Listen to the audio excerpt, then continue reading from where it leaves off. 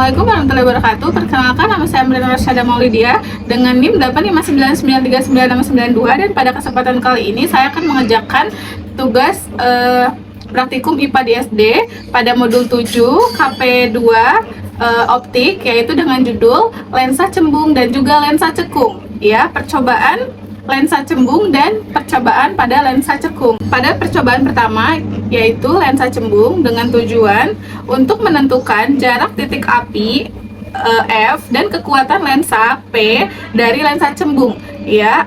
Alat dan bahannya yaitu yang pertama ada meja, ya, yang kedua ada lensa cembung atau kaca pembesar, lalu yang ketiga ada layar atau dinding, lalu yang keempat ada lilin, yang kelima ada penggaris.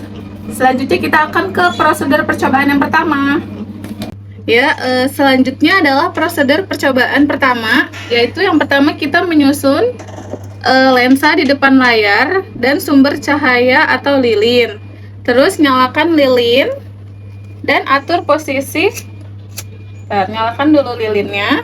Lalu kita akan mengatur posisi benda dan lensa hingga pada layar atau dinding terbentuk bayangan yang tajam.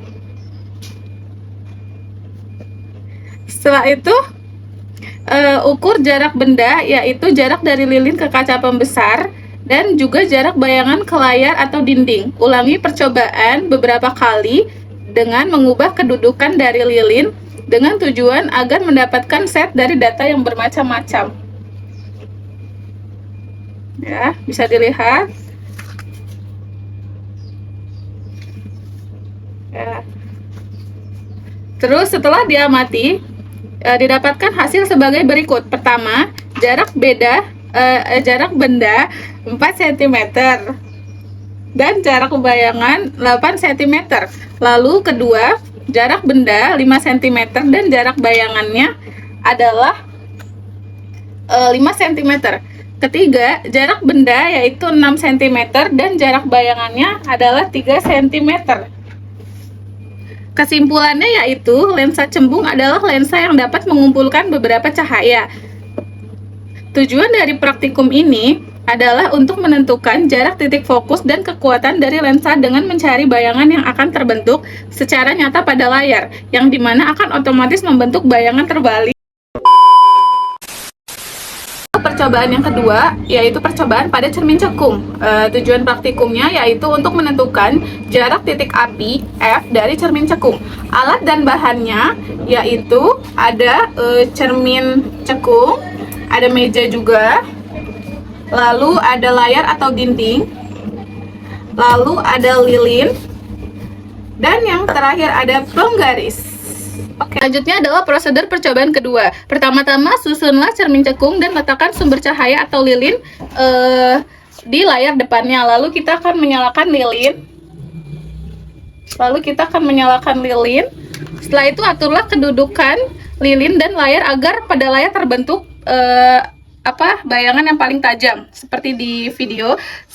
Setelah itu kita akan mengukur jarak benda, yaitu dari lilin ke cermin dan jarak bayangan dari layar ke cermin. Setelah itu kita ulangi percobaan ini beberapa kali dengan mengubah kedudukan benda atau lilin, ya, seperti ini.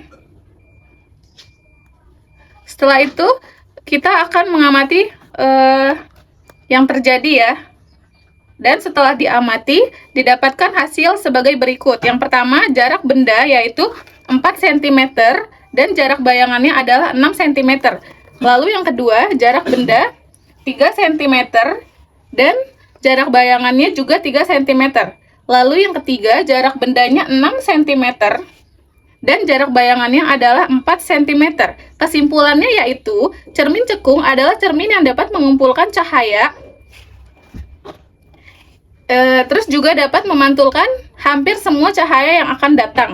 Tujuan dari praktikum cermin cekung adalah untuk menentukan jarak titik fokus cermin cekung dengan bayangan nyata yang akan terbentuk dari layar dan akan menghasilkan bayangan-bayangan yang bermacam-macam.